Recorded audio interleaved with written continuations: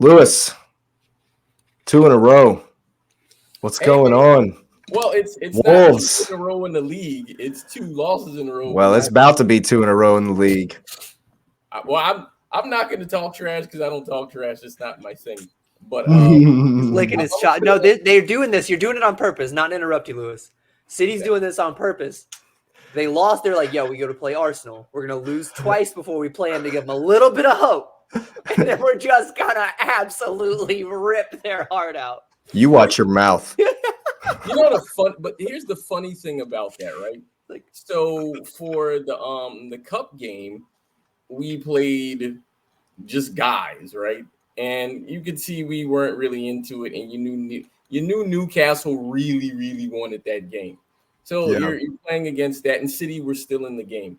I wouldn't necessarily say they played bad or poorly, but they didn't play like great, right? In the Newcastle game. In this game, they didn't play well at all. And the thing that was there was, and Patrick brought this up in the last one, and I was wrong. Because he was like, well, how do you think? Or it might have been you, Jake. You said, how do you think Nunez is going to take it? Nunez was a shambles, man. Like, he didn't know what to do. They booed him, and it just completely destroyed him. Yeah, that was funny. It destroyed him. I'm like, dude. I mean, and you know, the thing about every time. But the thing about it is that resonates everywhere because we're asking you to replace Rodri. and you don't have steel in your spine, man. And you know this stadium. Like, what's wrong now? To give Wolves credit again, because I've always given the opponents, if they can get the victory, they give them the credit. I'm not going to complain about anything. But City always plays Wolves really scrappy, so it's always like that in every fixture. Every time they play them, it's scrappy. And Wolves had a little bit more juice because they wanted to tell the Nunez guy who behaved in a way before he left to kind of push his transfer on. They're like, hey, well, this is what you're missing. And I mean, I know they could say, hey, we may not win the title, but you're not going to get the love here anymore, which, it is what it is. It was funny. So Nunez got the yank. Kovacic looked pedestrian, to be nice. He looked rough. And then you had now the funny thing is that you had guys where they were spry everywhere, but they was so disjointed in the midfield. Like, the final third was fine. The defenders were sort of scrambling everywhere, but that's because there was no sort of cohesion between the midfield. So they didn't really know where to be or what to do, because there's normally sort of like balance or sort of calm or stability in front of them. So across the board, they just looked bad. I mean, it was funny because this was the first game that commentators were like, well, we're not going to ask how many touches Haaland had. So the first game they don't question the number of touches he gets is the game that he's not there at all. And there was a criticism of him where, he's not the guy to pull you by, the scruff of the neck and lead you into a victory. He's the guy that he will help you if you're doing what you're supposed to do before you get there. He's your finisher, right? And so this is where, obviously some people may make the claim or the argument that he's not as good as whatever, right? But I mean, we all knew he was this. He's a striker. I mean, we know when you're midfield. Go ahead. Alex. Oh, no, I was going to say, he's just the Giroud type of striker. If you don't find your target man, if you don't supply the target man, because that's what he is. He's a kind of a hybrid, new prototype hybrid man, or a target man. Right. If you don't supply that correctly, you're not going to, like, Giroud's one of the best in the world. There's been spells where Giroud didn't score but 7, 8, 9, 10 goals an entire season. So, like, you have to supply it correctly, even though if they are clinical and when they do finish like that. I think you're right there, Lewis. He's just not, I think he's a leader, but he's not like you said, not the one who's going to pick the whole game up by the scruff of the neck and drag it all the way to the, by himself. He is clinically target man. Well, and then you got to put it on there. So when you mention leader, then, you can fairly criticize Kyle Walker because, I mean, while he's not necessarily your wing back, he didn't really offer anything in the game. And then you say, well, because then you start going down the line. Okay, Phil Foden should have done something.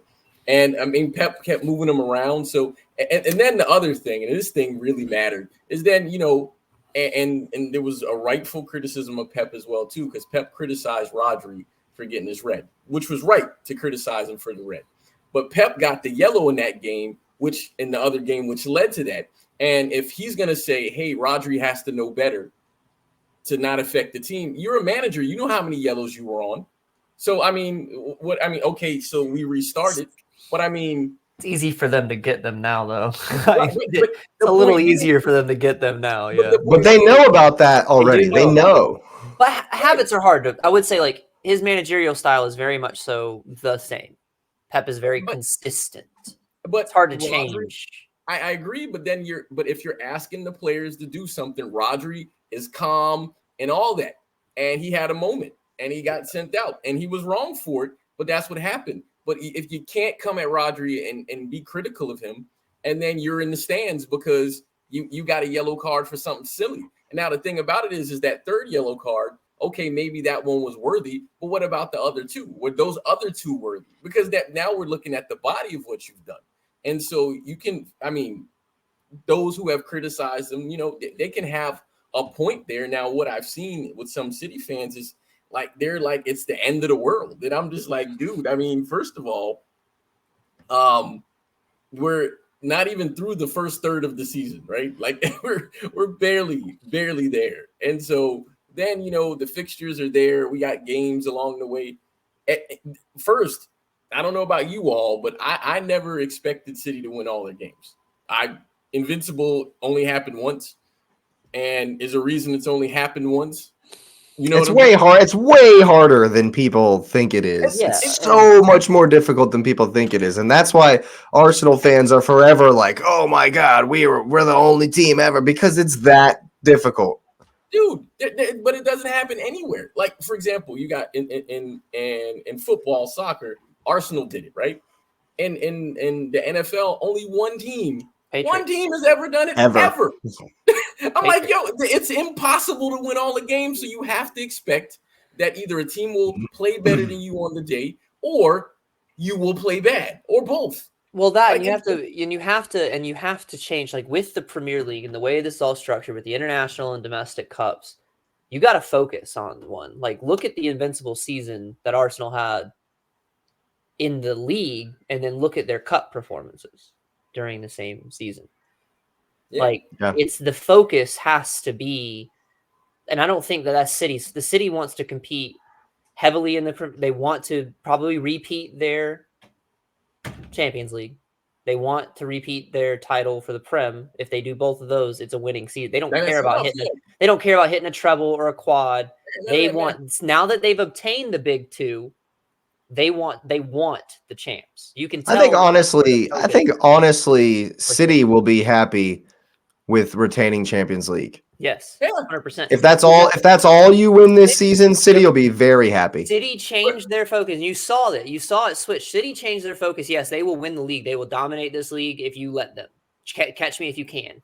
The focus is on champ. I swear the focus has been moved to Champions League. Remember the Chelsea early 2000s Chelsea, where we know we can win the league. We did it. I want Champions League, and they got it, and now they want it again. But it's Pep. But it's still Pep, and Pep wants to win it all. Of course. But the thing about it is, I don't know that Newcastle game. Sorry, but see that one's different. That one's different. Like, they don't mind losing that one because there's the fixture congestion. They've just freed themselves up.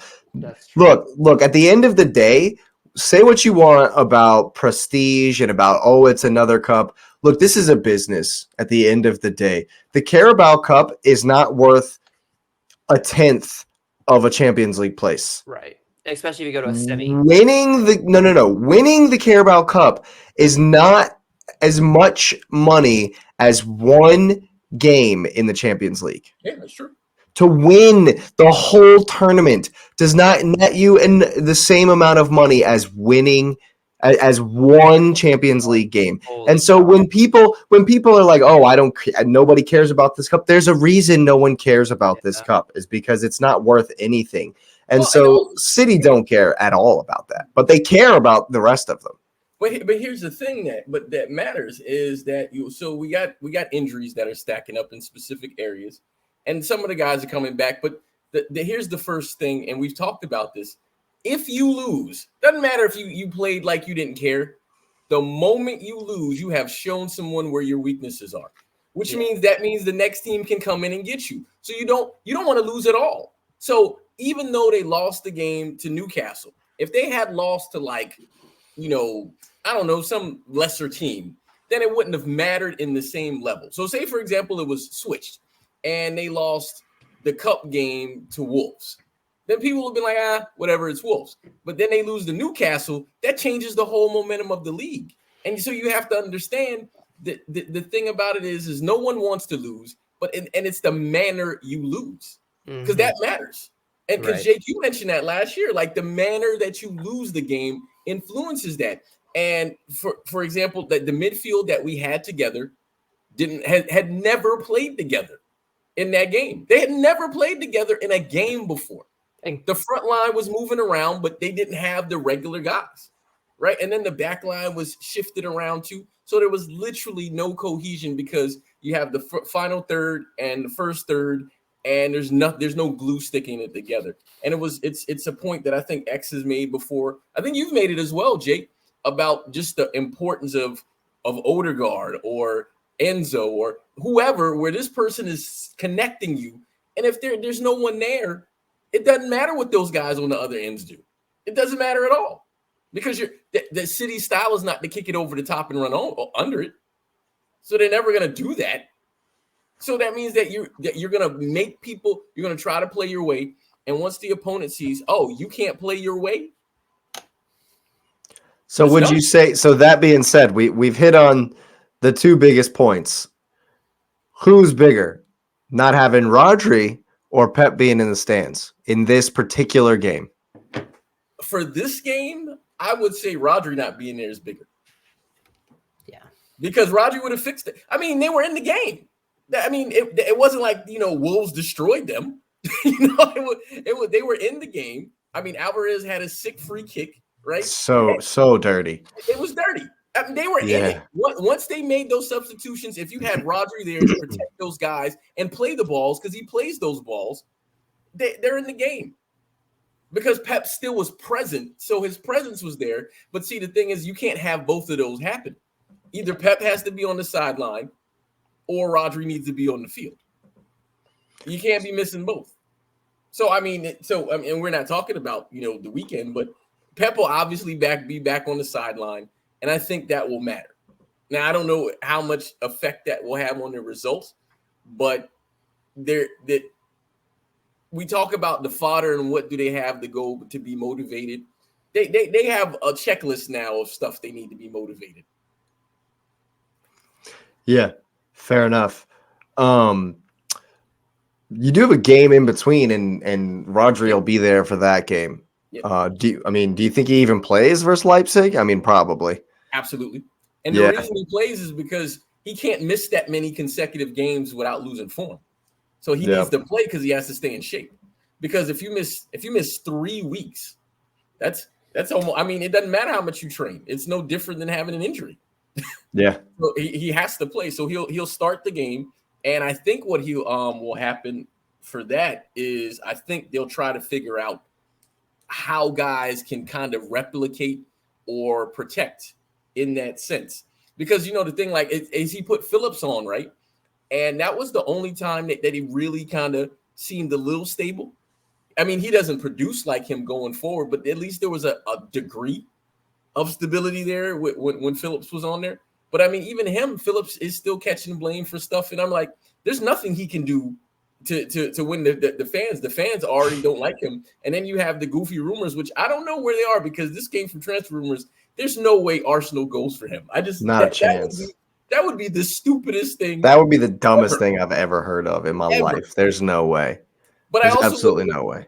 I live in a world where I've literally watched, and we'll talk about, we've watched incompetence on every level in games by officials. So it's possible. There's like a 1% chance that it could happen, but I would be completely baffled that it happened. Yeah. So I feel like they tried to combine Kova and Nunez to kind of do what Rodri was doing, and it just Kova's not that guy. exactly. Kova's not that's that guy. he's just really not. And he's not that guy. I mean, he has his qualities, and I think that he is a good player, but he needs Rodri beside him, or even an inverted Johnny Stones. Like he needs somebody in there with him to be the most effective. And Calvin Phillips is not coming to Arsenal. I'll be upset. I'll be so upset because he just doesn't cut it. And so which is going to be really interesting, and obviously we'll do the preview on Thursday as to how they're going to line up and what they're going to try. But based on that, if you bring that to the Emirates, we might actually have a shot. Yeah, we might actually have a shot. So looking ahead to Wednesday. Feels like it's in Germany. Y'all drew there 1-1 and then smashed them at home in the round of 16 last season. Very familiar with Leipzig. I don't think it's going to be a similar game. I think y'all are just going to come for it. They have to. And the reason they have to do that is because your momentum is gone. Like every bit of momentum you had is gone. You had a game you didn't score in, and then you had another game where you just played poorly. So the first thing they're going to do is I think they're going to try to get goals. Right, I think I picked 3-0 in this for the Wolves game. I mean, it was 3 goals scored, so I guess I was right on that part. But the line was wrong, and I missed that by a mile. But everyone did, bro. If I could go back and put in a bet, yeah, we all missed that one hilariously. $500 on Wolves to beat City, you'd be sitting pretty today. I'm sure somebody won something. Oh, I'm sure pretty. Yeah, some Wolves fan that could never bet against themselves. Yeah. But I think Vardiol gets a chance to play in this one, because Ake, like in the last game, Ake didn't play that well either, and so I think Vardiol starts this one, and I don't know what he's gonna do in the midfield, man. I really don't. I don't have any idea. Well, Rodri will play, so you'll be fine. Oh yeah, that's true. He's not banned for this one. But yeah. As for me, I'm hoping and praying that y'all absolutely crush Leipzig, because it's rare to see City lose. It's crazy rare for City to lose 2 games in a row. It's unheard of for y'all to lose 3 games in a row. I've never, ever seen you lose 4 games in a row. So if Leipzig pulls off a miracle and then y'all come to the Emirates off the back of 3 losses, a draw wouldn't be any good either. No. The draw wouldn't be good either. No. Yeah. So I'm praying, begging that City absolutely wipe the floor, so there's no chance of this. Oh, we never lose 4 in a row. We're not losing 4 in a row. We're going to come win 10-0. Forget that. We're not doing that. So yeah, let's. So you're rooting for City in this one then? Honorary City fan on Wednesday. Just for that one.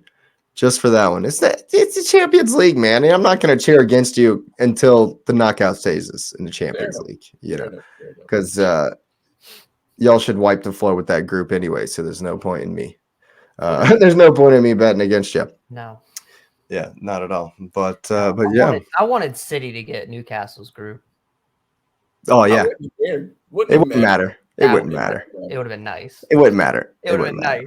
Newcastle are going to do just fine, actually. Which we'll get to that in a bit, though. But I think so. Yeah, just the way it's shaping up. This is the way it's shaping up. But yeah, Wolves defeat Man City 2-1. Got to give credit to Wolves. Sure. I mean, I don't think Wolves have scored 2 goals all season, have they? Yeah, I think they. I'm not sure. Interesting note that we forgot to mention is Hee-chan Hwang. I forget how to say his name. Hwang is the Korean guy. Hwang is his last name. Korean guy. He elbows Dude Man in the face right before he scores the goal.